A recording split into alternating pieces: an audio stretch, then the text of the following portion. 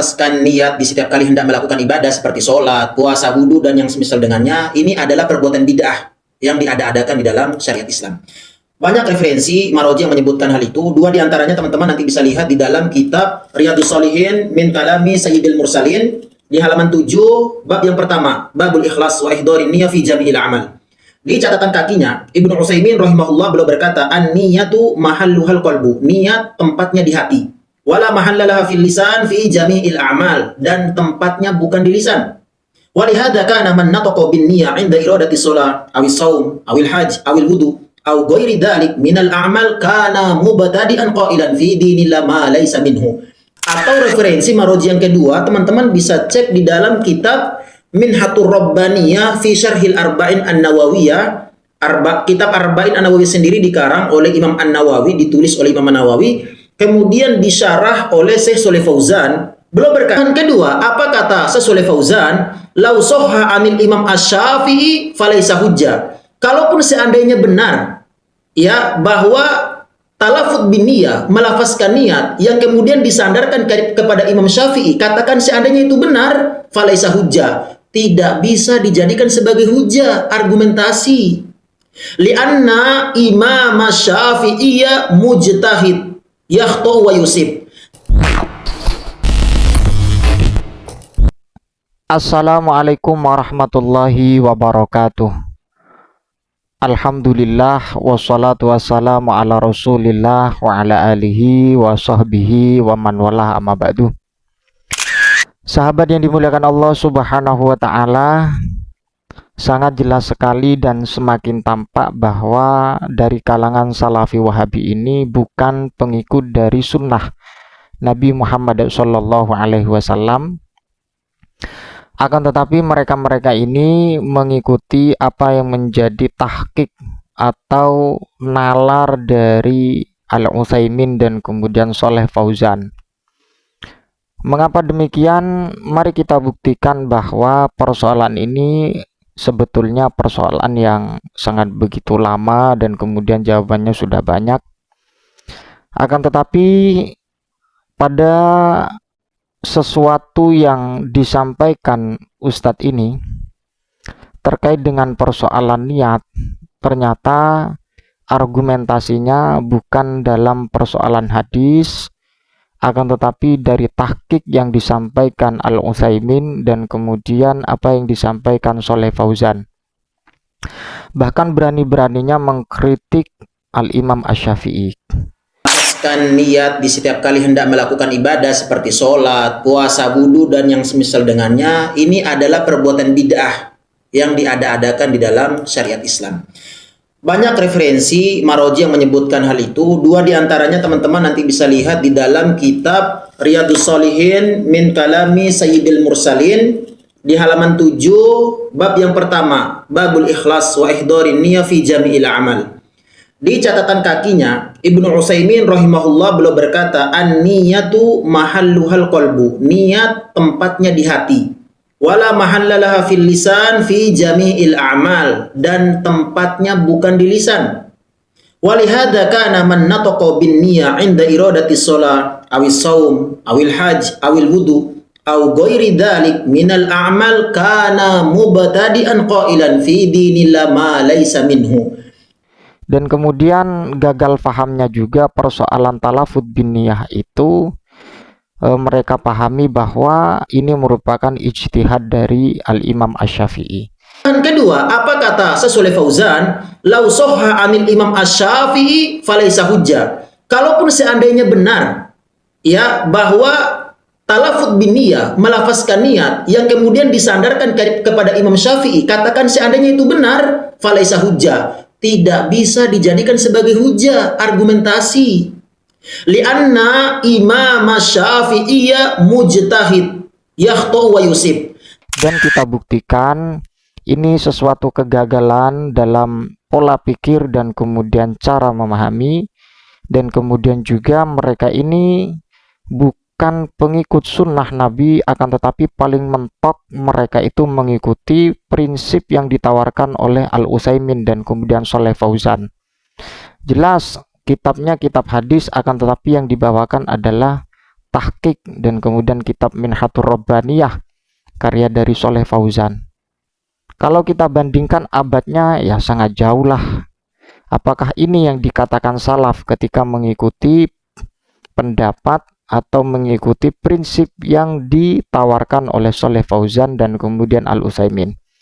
Saya akan membuktikan tentang talafud bin niat menurut para pakar dan kemudian para ulama salaf dan kemudian ashab dari ulama salaf itu sendiri. Tapi yang jelas ini berangkatnya dari khilafiyah seperti itu ya. Dalam kitab Mausu'ah Al-Fiqhiyah ini mengikut sertakan berbagai madhab dari madhab yang 4. Thumma innal fuqaha'a ikhtalafu fil hukmi at-taklifi litalafudhi bin niyah. Para pakar fikih silang pendapat dalam persoalan hukum taklifi, yaitu yang berupa talafud bin niyah. Fadhahaba al-hanafiyatu fil mukhtar wasyafi'iyatu wal hanabilatu fil madhab ila anna talaffudha bin niyati fil ibadati sunnatun liwafiqal lisanu al-qalba. Pendapat yang pertama dari kalangan Hanafiyah, jelas ini dari kalangan Hanafiyah adalah ashabina al-Hanafiyah, tidak lepas dari prinsip al-Imam Hanafi fil mukhtar dalam qaul yang dipilih, wasyafi'iyatu wal hanabilatu fil madhab, kemudian dari kalangan Syafi'iyah juga, kemudian dari kalangan Hanabilah juga, ila annat talaffudhu bin niyati fil ibadati sunnatun liyuwafiqal lisanu al qalba, bahwa yang namanya talaffudz bin niyah atau konsep hukum yang ditawarkan oleh para pakar fikih dari kalangan Hanafiyah fil mukhtar, Syafi'iyah, Hanabilah fil madhab, bahwa melafatkan niat itu dalam ibadah hukumnya sunnah, dikarenakan agar lisan ketika mengucapkan itu membantu hati untuk mengungkapkan niat, karena mahalluha al-qalbu. Ini alasan yang dianggap yang dianggap alasan yang penting dalam persoalan kesunnah itu sendiri. Wa dhahaba ba'dul hanafiyati wa ba'dul hanabilati ila anna talaffudhu bin niyati makruh.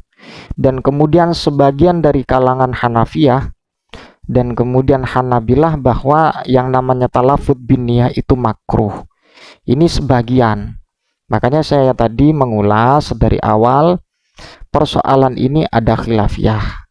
Akan tetapi dari kalangan Salafi Wahabi mengkanter persoalan talaffudz bin niyah, katanya dinisbatkan kepada mazhab Syafi'i atau apa yang dikatakan Al-Imam Asy-Syafi'i itu merupakan sesuatu yang bid'ah.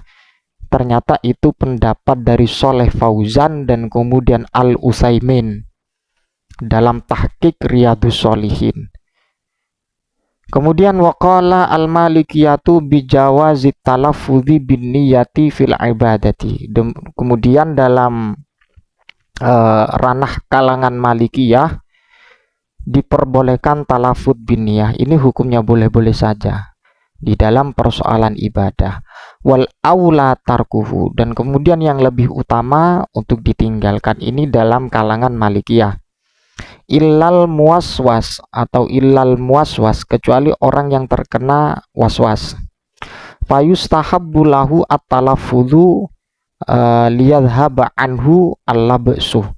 Ketika orang waswas hatinya untuk melafatkan niat, ini prinsip yang ditawarkan oleh kalangan Malikiyah, disunnahkan melafatkan niat agar apa yang menjadi waswasnya itu hilang.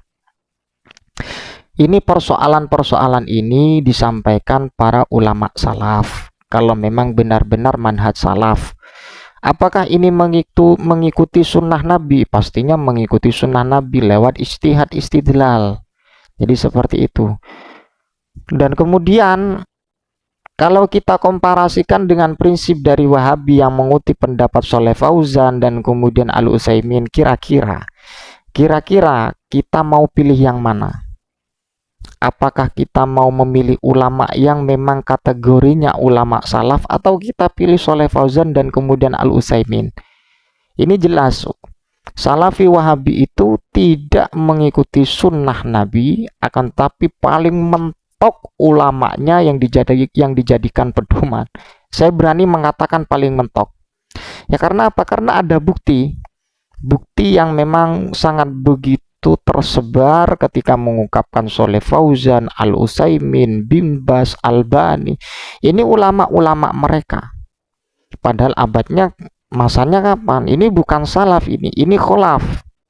Jadi seperti itu, apalagi mengkritik habis-habisan Imam Syafi'i bisa salah.